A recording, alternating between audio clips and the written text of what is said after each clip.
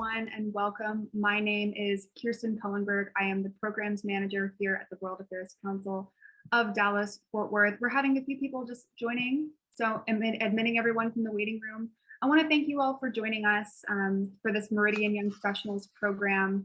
I hope this is an opportunity for us to engage with and learn from each other on an important issue. For those of you who are maybe non-members and are perhaps this is the first time engaging with the World Affairs Council, consider joining the council as a member. Memberships begin at $8 a month and include benefits like a free subscription to Foreign Policy magazine and invitations to exclusive events both online and in person once we're able to gather again.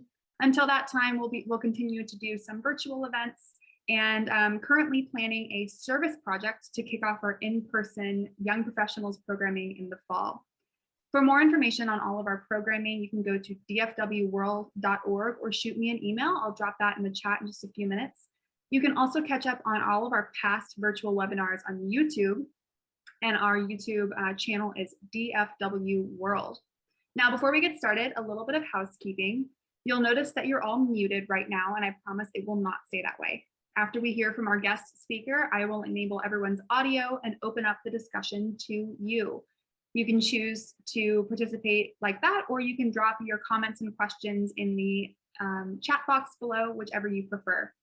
As I mentioned in my reminder email to all of our attendees tonight, this is a Young Professionals event.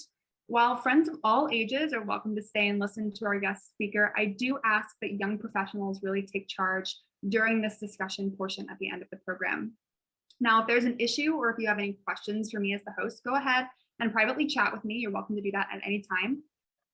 Before we begin, now I'd like to welcome the council's new president and CEO, Liz Brailsford. Liz has been with the council here in Dallas now for just a few months and comes to us from Washington, D.C., where she served as Chief Operating Officer at the World Affairs Councils of America.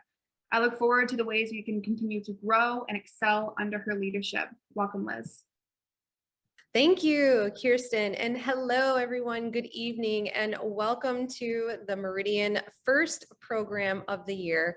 I'm just going to say a few things, but really the point for me is just that I wanted to say hello to all of you, introduce myself, and welcome you. I am so excited to meet you in person, and I am sorry that we've not been able to do that for obvious reasons.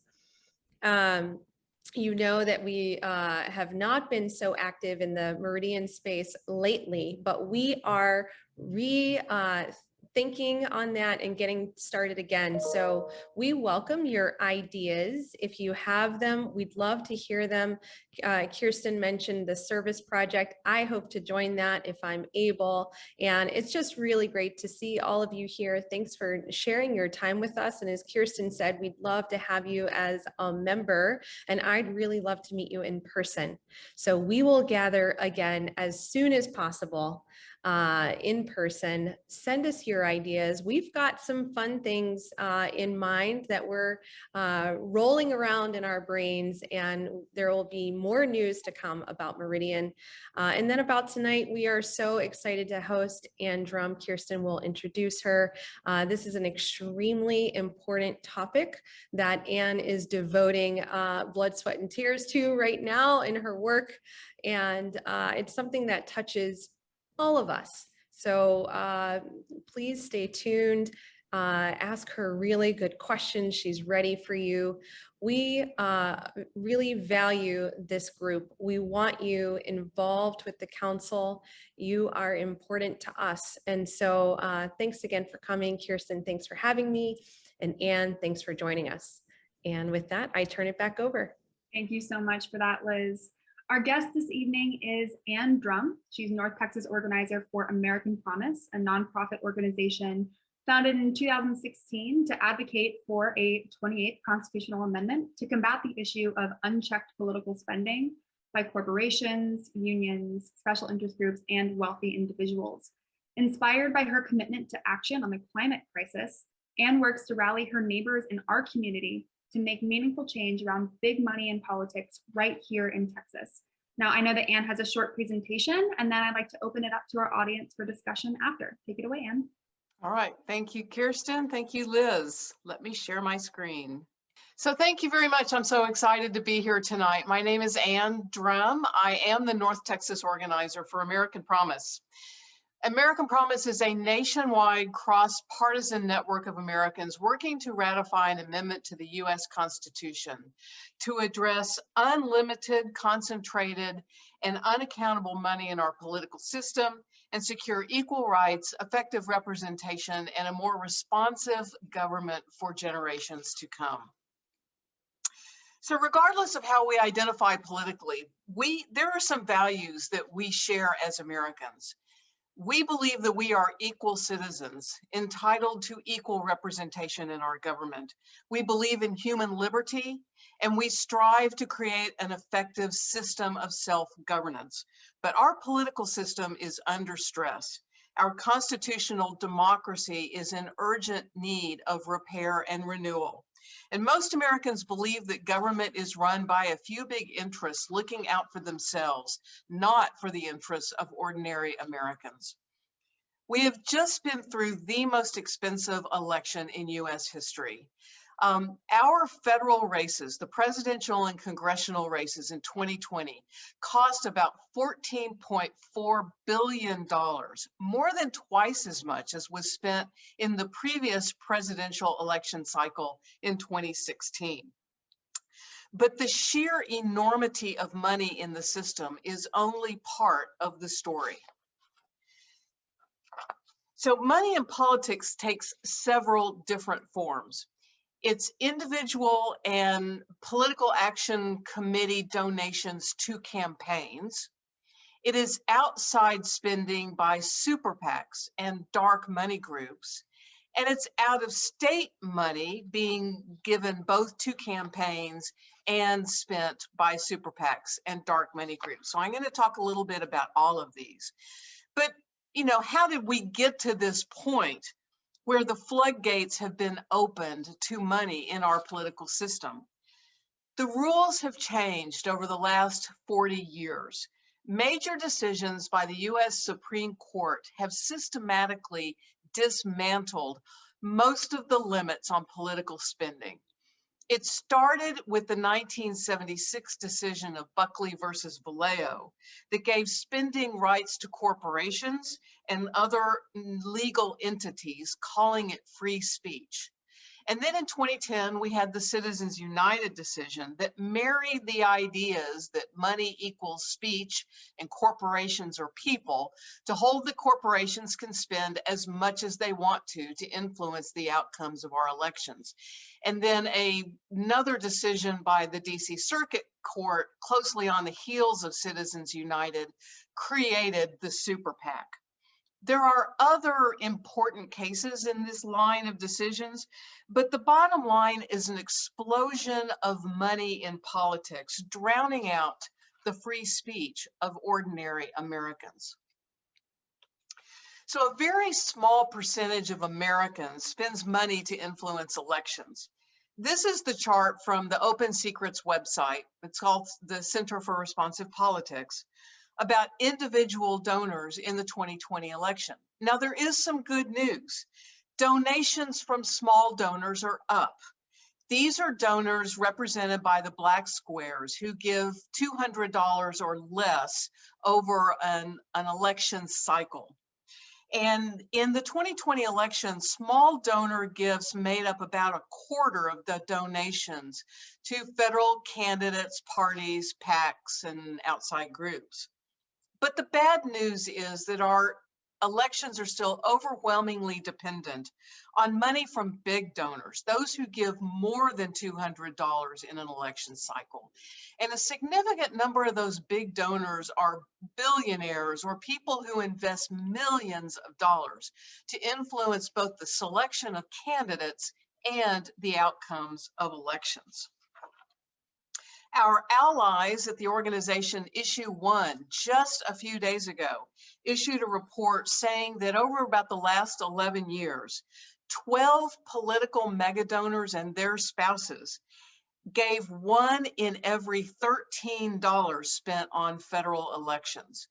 The collective total of their gifts over that period of time was $3.4 billion. Half of these mega donors are Republicans, half are Democrats, and all of them are white. Let me tell you a story that illustrates the power of this donor class over public policy. Meet our earnest young congressman from Texas.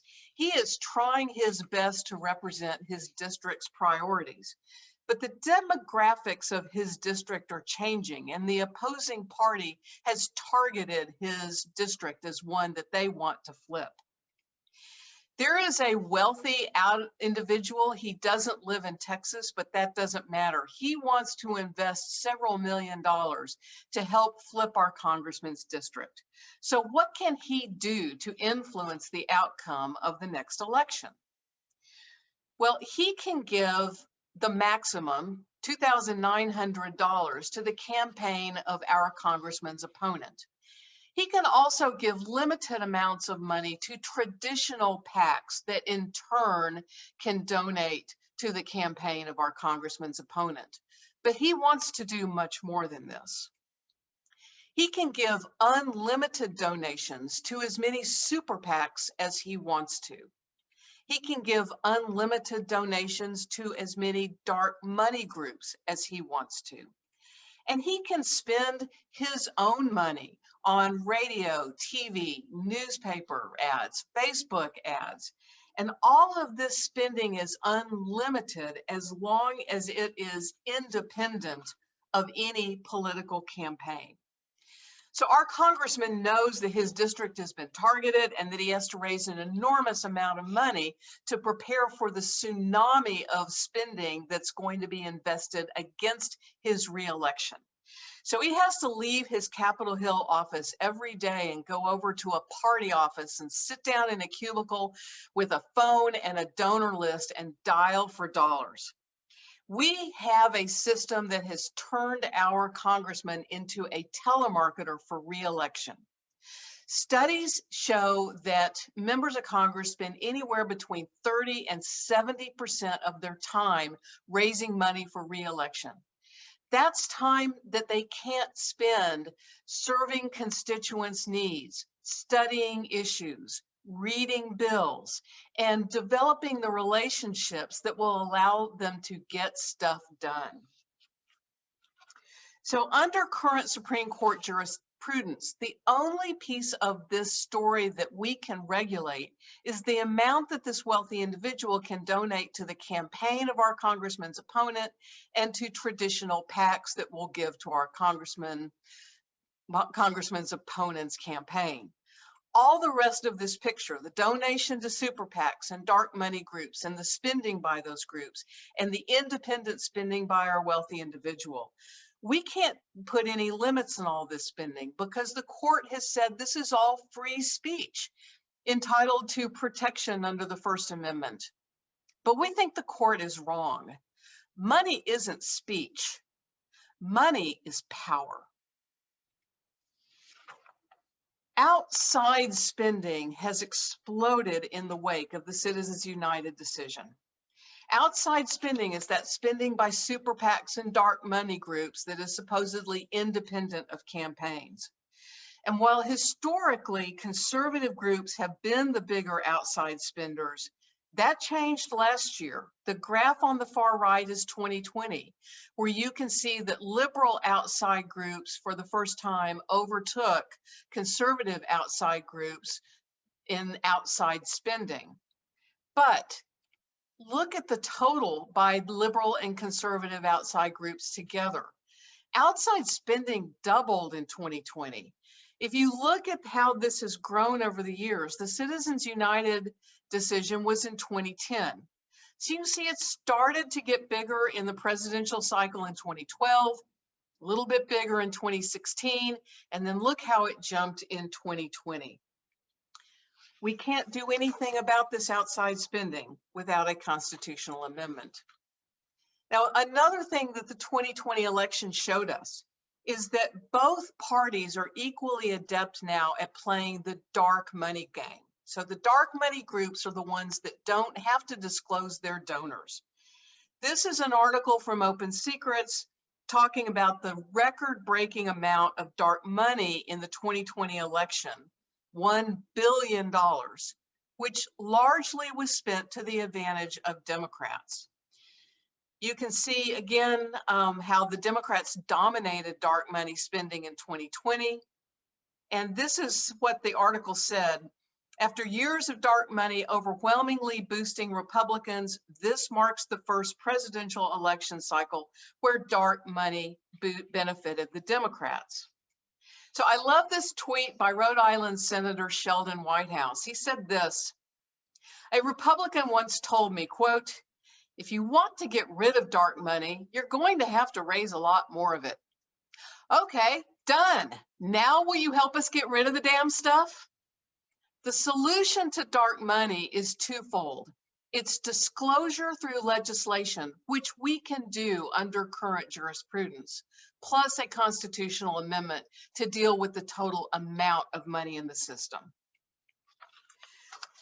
Out-of-state money is also now a big issue. It's increased to the point that many elections that we used to think of as being local have now been nationalized. This graph from Open Secrets shows the percentage of donations in the congressional elections that came from out of state. And so the two lines on the bottom are the donations to House Republican and House Democratic candidates, the red and the blue. And then the two lines on the top, donations to Senate Republican and Senate Democratic candidates. And as you can see, in all categories, donations crossing state lines to influence those races has risen significantly over the last two presidential election cycles. And again, the Democrats have turned the tables on the Republicans. This shows out-of-state donors to state-level candidates. So here we're not talking about donations to congressional candidates, but to candidates for state legislatures. And you can see that in 2012, outside donations largely went to the benefit of Republican state-level candidates. And then it evened up in 2016.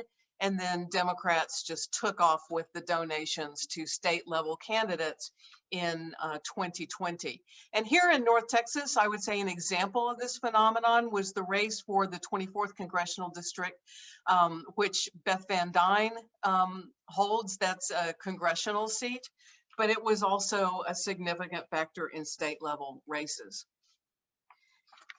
So the system has been flooded with money, big money, dark money, super PAC money, out-of-state money. It's drowning out the voices of ordinary Americans. But we're optimistic that a constitutional amendment to address this problem can succeed because we know we have Americans on our side. There is deep support among Republicans, independents, and Democrats for a constitutional amendment to address the problem of money in politics. Our advocacy task is to organize the grassroots pressure on Congress and state legislatures that will get us across the finish line.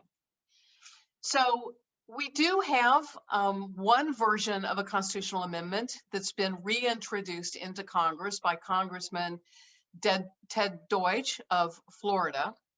And I'll just read this to you. To advance democratic self-government and political equality, and to protect the integrity of government and the electoral process, Congress and the states may regulate and set reasonable limits on the raising and spending of money by candidates and others to influence elections. And then Congress and the states shall have the power to implement and enforce this article by appropriate legislation, and may distinguish between natural persons and corporations or other artificial entities created by law, including by prohibiting such entities from spending money to influence elections. So keep in mind, the purpose of the constitutional amendment is to remove the obstacle that the Supreme Court put in place with the decisions in Buckley, Citizens United, and other cases. The constitutional amendment is not legislation. Once you remove the obstacle and redefine political spending, then Congress has to get to work setting the rules for federal elections, and states have to get to work setting the rules for state elections. And the rules that Texas sets for Texas elections are going to be different from the rules that California sets for California elections. And in a federal system, that's the way it should be. But before we can set any limits at all, first we have to enable Congress and states to set those limits by passing and ratifying a constitutional amendment. Now, there are some other ideas about what the amendment should say. The conversation among constitutional scholars and advocates about what the language of the amendment should be is still very much an active conversation. But this is the version that right now has the greatest support in Congress. So I invite you to register for our free virtual nationwide conference coming up next week. It's our National Citizen Leadership Conference, and there's going to be featured speakers Monday evening and Thursday evening next week. They include Ted Deutsch, the congressman from Florida, who has introduced the constitutional amendment, but also Representative John Katko, a Republican of New York, who is a champion for this constitutional amendment. We're going to hear from Deval Patrick, the former governor of Massachusetts, Colonel Lawrence Wilkerson, retired of the U.S. Army. He's the former chief of staff to General Colin Powell. We're going to hear from Representative Jamie Raskin of Maryland. He's going to be interviewed by Deborah Winger, who is a member of the American Promise Board. That should be fun. We're going to hear from Reverend Mitchell Hescox, who is the president of the Evangelical Environmental Network, and also Peter Schwartz, the co-founder of the Global Business Network. So there is a link in the chat where you can register for the conference. Again, it's free. Just come home and enjoy the programming at home on Zoom, of course. Here in North Texas, we have a resolution in the state legislature, which we're using to build support among state lawmakers and prepare for the day when there is going to be a conversation in Austin about ratification of this constitutional amendment. And one thing I ask you to do is please write a letter to your elected representatives. And I would ask you to look at the link in the chat and go ahead and copy it and open it in your browser as we are in our Q&A period tonight. This is an opportunity for you to tell elected officials in your own words why you would like them to deal with this issue of money in politics.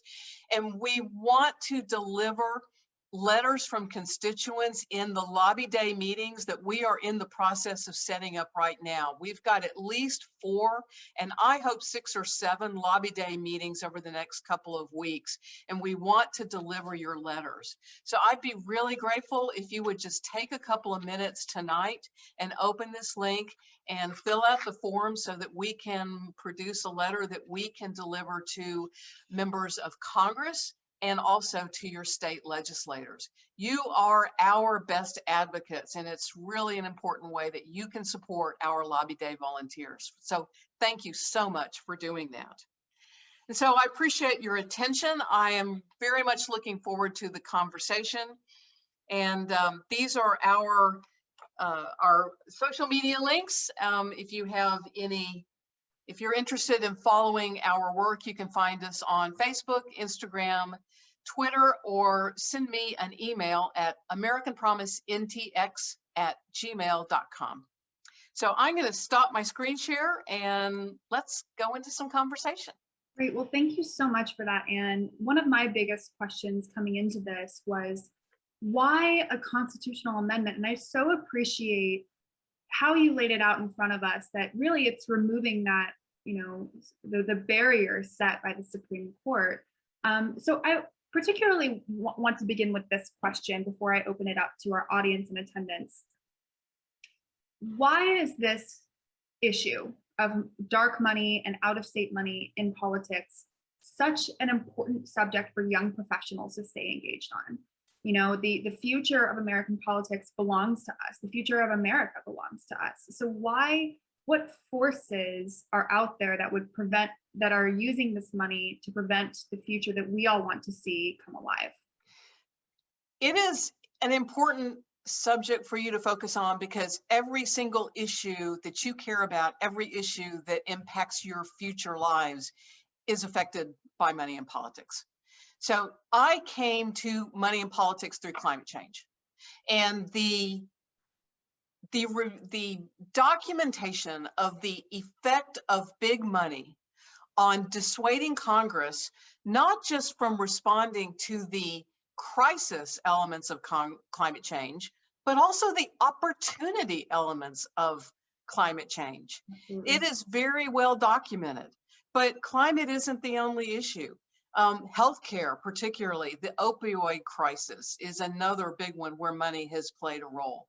So, if we want a functional government that can respond to these interrelated wicked problems of our future, then we just have to deal with this fundamental problem so that we can open up more voices in the system, more ideas in the system, more possibilities, make the system more functional for all of the issues we care about. Absolutely. And I know that this group on the call tonight, we're young professionals that are incredibly involved, engaged in our community. So I do anticipate that we'll get some of those letters to our representatives, both in our state house and at the federal level. So I encourage everyone to do that. I'll be following up as soon as we wrap up here tonight.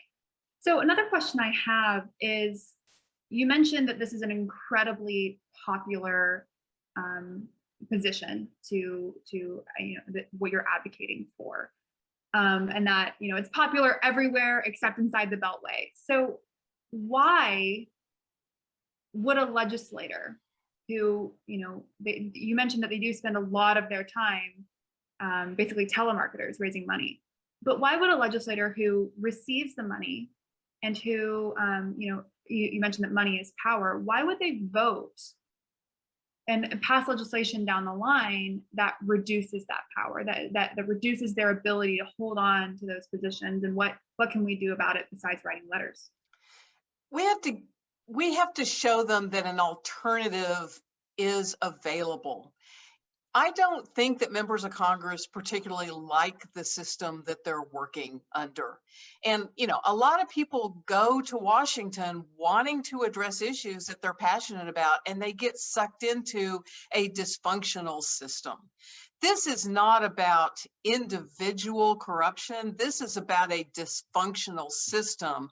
And if we can paint a picture of a more functional, productive system, a more pleasant environment for them to work in, then I think we can get their support. And, like you say, none of them like fundraising. And one of the big complaints you hear from people after they retire from Congress is how much they hated the fundraising element of their job. So we want to rescue them from the demands of fundraising.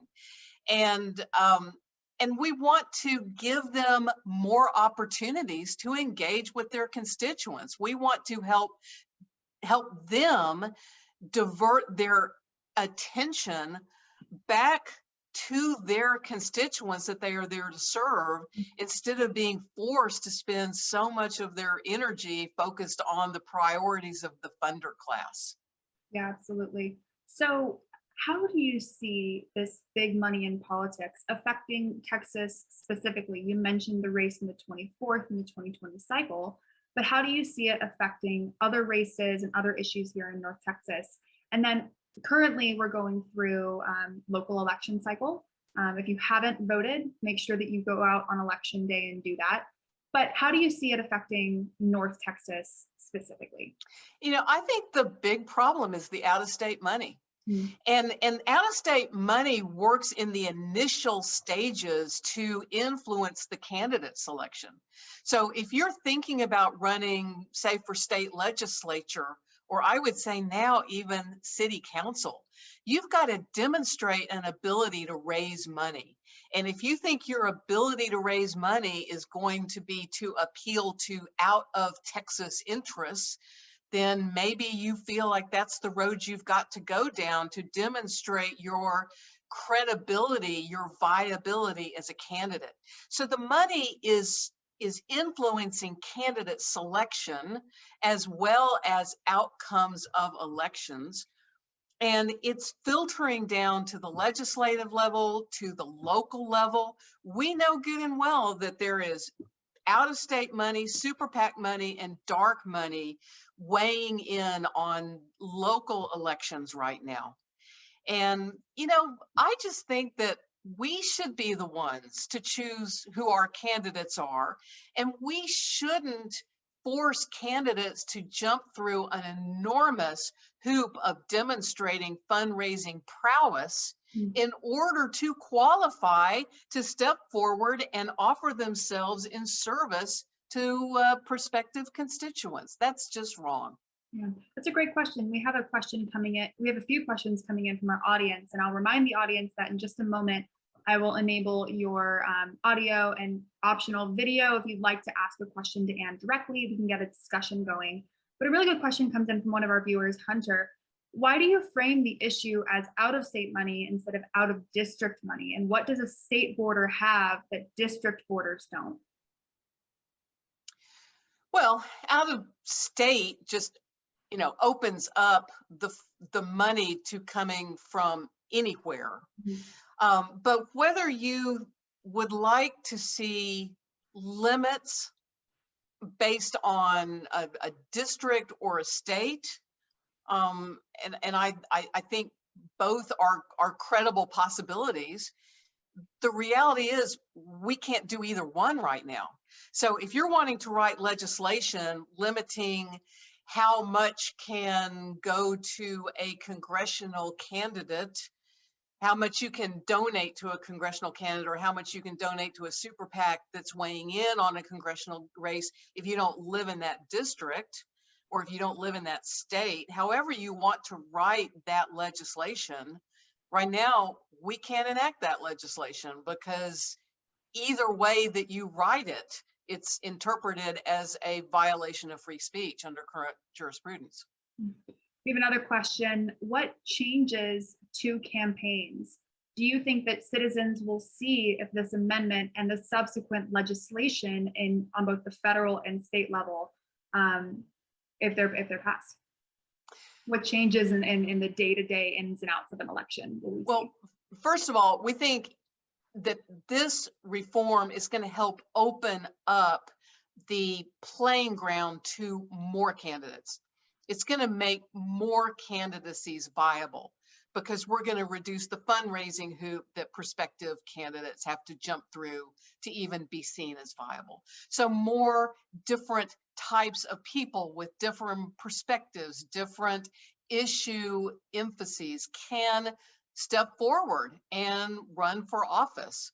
And I think that we will also see candidates and elected officials being more responsive to constituents, because under the current system, they really are forced to be responsive to their funders. And it takes their energy and attention away from the needs and priorities of their constituents. So more different types of candidates and a system that is more responsive to those elected officials' constituents. I'm interested to see down the line if we do see this future for campaigning here in our country, how creative campaigns will get with the money that they are able to receive from small donations, things like that. We've seen in the last, I'm not sure when it started, but the introduction of systems like Act Blue and now in Red. So those small donations coming in, I imagine that's a lot of where the out-of-state small dollars come from. Is that correct? Well, a lot of the out-of-state money is big money. Okay. You know, the 12 billionaires who have invested 3.4 billion over the last 11 years. They're investing that money over state lines. You know, the growth though in small dollar donations is a good thing in my mind, something to be encouraged. And we think that this is the kind of fundamental reform that will help small dollar funding schemes get traction. So there are some places around the country where small donor programs are being attempted. And while that is not specifically part of our advocacy, if you are interested in seeing more experiments in small dollar funding, like matching programs or voucher programs, then you're going to be more likely to see those experiments proliferate if we can get this fundamental reform enacted. Because this reform is going to address some of the pushback from the big donors that aren't interested in seeing small dollar donor programs take off. Absolutely. Well, now what I've done is I have allowed all of our participants to be able to unmute yourselves to engage in this conversation. I'll continue to ask questions, but if you'd like to ask a question to Anne directly, please feel free to enable your audio and video. We can get a good conversation going. What is the system? Can you remind us of how a constitutional amendment gets passed? Sure.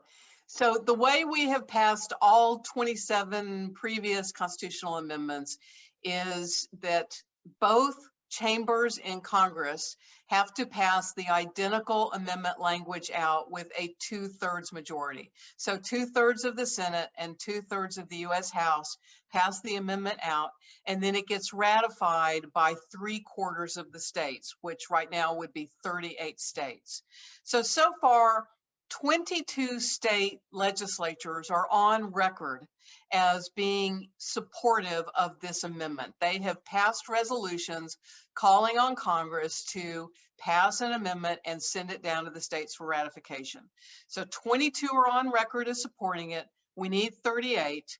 So that's the challenge, is to build the support in the remaining 16 states that will get us ratified.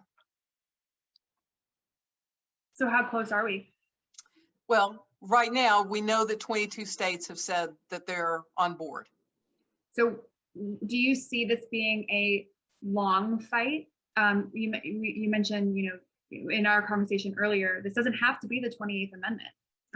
In the past, with the fight for the Equal Rights Amendment, that spans such a long period of time. How long do you see this taking? I hope that it wouldn't take very long, again, because we've got so much public support for this. And you're right. The next amendment is the 28th, and we certainly hope that our amendment is the next one. But there's at least one other candidate out there that's getting a lot of attention. But whether we're the 28th Amendment or the 29th Amendment, we think that we can get this done pretty quickly. And in fact, American Promise has a stated goal of having the amendment passed and ratified by July 4, 2026, which is our nation's 250th birthday. Wow, wouldn't that be an amazing birthday gift? Yeah. A reminder to everyone, you're welcome to enable your audio and video and ask a question if you have any for Anne. So another question I have is, how is this amendment the same? Is this amendment the same, or how is it different from other big democracy reform bills that we've seen passed recently? For example, the House HR 1 bill. Right. So the HR 1 bill, the one that the House passed earlier this year, is a comprehensive reform bill that now is before the Senate. It's got lots of stuff in it, including some small dollar matching ideas, like I talked about a minute ago. It also has some language that is supportive of this constitutional amendment, but it is not the vehicle by which you get a constitutional amendment. So HR 1, HR stands for House Resolution. It is a bill. To get a constitutional amendment, you have to have a joint resolution. You have to have HJR and SJR. So you have to have, it's a different type of bill with a different nomenclature that has to be passed by both chambers of Congress. So, HR 1 is contains language that's supportive of what we're doing. But HR 1 cannot be the vehicle for accomplishing the constitutional amendment that we need to win. We have another question coming in from Susan. Her comment is, President Obama probably agrees. Who on the Republican high profile is behind this effort? So we're going to hear from Representative Katko of New York at our conference next week, because he is a co-sponsor of Ted Deutsch's resolution in the House. So he is a Republican champion. The challenge with that particular resolution is that the co-sponsors are Democrats, and so there's a perception of that it's a partisan vehicle. There are Republicans who are very interested in getting a resolution introduced that would have bipartisan support from the very beginning, that it would have significant Republican support from the very beginning. And there is language that's being considered by some of those Republicans. And we are hopeful that a version of the amendment with some somewhat different language from the one that I read to you tonight will be introduced later this year with bipartisan support. You'll see more Republican names on it. So that is the goal that we are working toward in our lobby day meetings, particularly over the next couple of weeks. It's always interesting to me, as I've mentioned, this group here is incredibly engaged, I would imagine. It's always interesting to me when you think about big money in politics, you always want to demonize the other side of the aisle. And so it's really fascinating to see the numbers coming through in your presentation. Where else what other resources can our attendees tonight use to find out where money is coming from in their elections, maybe that they've supported in the past, and to keep track of elections or candidates that they're supporting now? Well, the Open Secrets website is a great resource. So this is the Center for Responsive Politics, and they track money in politics at the federal level, so the presidential and congressional campaigns. And I really encourage everyone to take a look, opensecrets.org, because they do a really good job of explaining what the data means and explaining complicated topics like dark money and identifying, the big individual mega donors, ranking them and breaking down data by campaign. So if you're interested in a particular race, if you want to look and see, for example, in the Senate race last year between John Cornyn and MJ Hagar, if you wanted to see, where the money came from and how much of it was in state and how much of it was out of state. If you want to learn more about the super PAC spending and the dark money spending, Open Secrets is a great resource for that. There is an online news website called The Fulcrum, Fulcrum, which is really focused on money and politics and has news and opinion pieces from a lot of different sources and allies in the movement. So that's another resource that I would highly recommend. Well, great. It sounds like we're about to have another question from one of our audience members any minute, but I want to quickly, I had something in my head and it's suddenly gone. Isn't that the worst when that happens?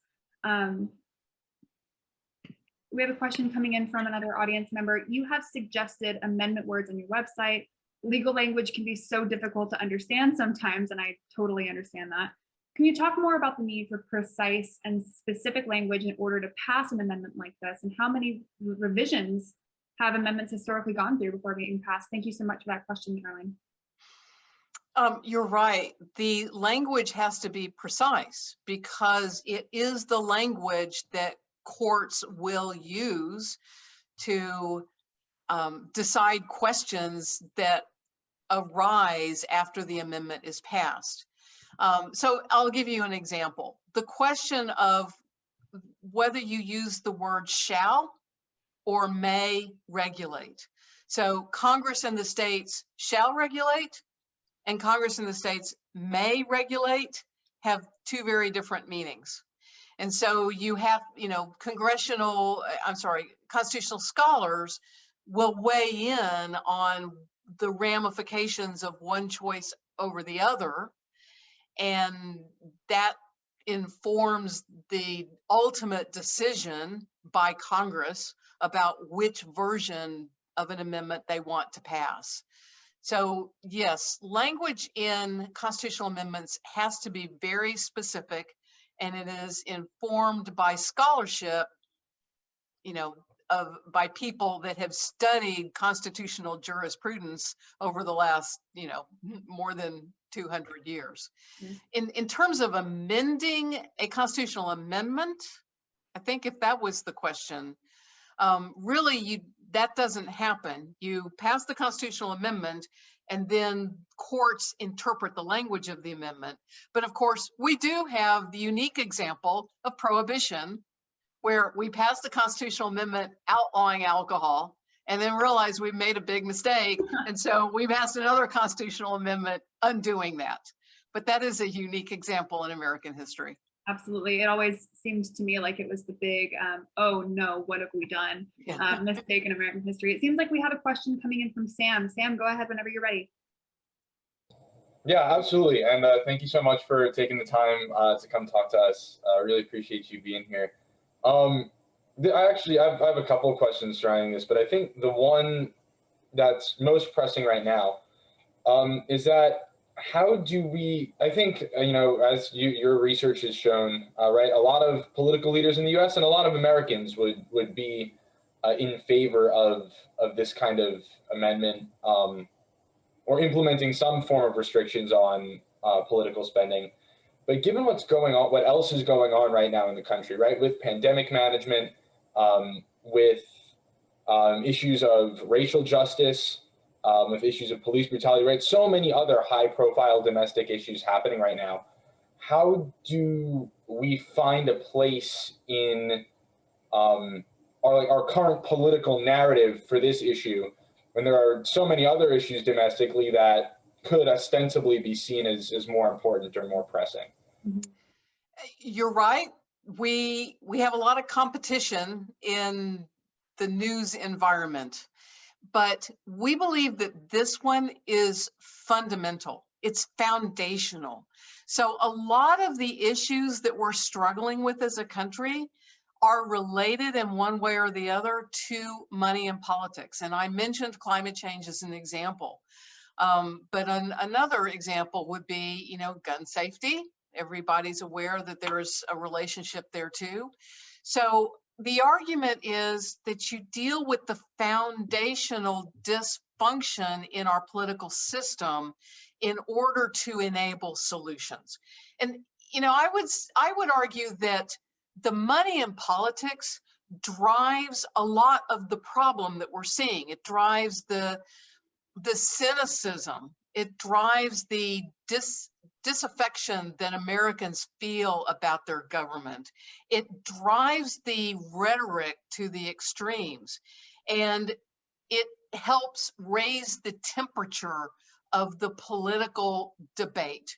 And if we can deal with foundational problems like this, then maybe we can help bring the temperature down and help Americans remember that regardless of our political affiliation, we do, as Americans, share certain values, and that we can build on those shared values to find some answers to these very difficult problems. Absolutely, and that's such a good point. I think us as young people, we really want to see that future of some more tempered tempers and working together to find solutions, no matter which side of the aisle you fall on. Of course, sticking with your core values. It looks like we have a question from Alana. And Sam, I think you said you might have another question. You're welcome to ask that one after Alana's question. Thank you, Kirsten, and thank you, Anne, for being here. I was wondering if your movement includes specific restrictions on these unchecked dollar amounts. Do you have specifics on what those caps would be? And are there any other democratic examples around the world that are already following your proposed change? Sure. So unfortunately, I do not have model legislation that I can show you. In general, we want to see some limits on what wealthy individuals can give to super PACs. I think that is really important. Perhaps some limits on what those super PACs can spend to influence any particular race. We want to see disclosure. We really should not have $1 billion of dark money in our system where we don't know the source of that money. We don't know the agenda behind that money. And some of that money is foreign money, I can guarantee you. As to other democratic systems, how they carry out their campaign finance, unfortunately, I have a hard enough time just understanding some of the complexity of US campaign finance. So I have not made an effort to research other countries. I would love to have an answer to that, and I wish I had an answer for you tonight, but unfortunately, I just really am not well informed in that area, so I wouldn't want to attempt to answer. Well, perhaps that's something we can expand on in future young professionals programming, comparing systems from across the world. Well, I want to take this moment to encourage everyone. If you have another question, please ask. We'll be here for another couple minutes. But reminder to everyone that Anne dropped a link in the chat. If you'll scroll all the way to the top, write a letter to your elected officials explaining why you want them to address money in politics. Follow the link. It's so easy. I'm going to be doing it right after. So that's everyone's little bit of homework for tonight. And so you don't just have to do one tonight. You can keep doing it. I promise your representatives want to hear from you on issues like this. So please stay engaged there. And of course, register for the free national virtual conference with programs Monday and Thursday evening next week for American Promises Conference. The link is also in the chat. So I want to, if no one else has another question, I want to thank Anne for your time. And this has been such an informative program. Anne, do you have any last words for our attendees? No, I just really appreciate your interest. Thank you again for supporting our Lobby Day volunteers with your letters.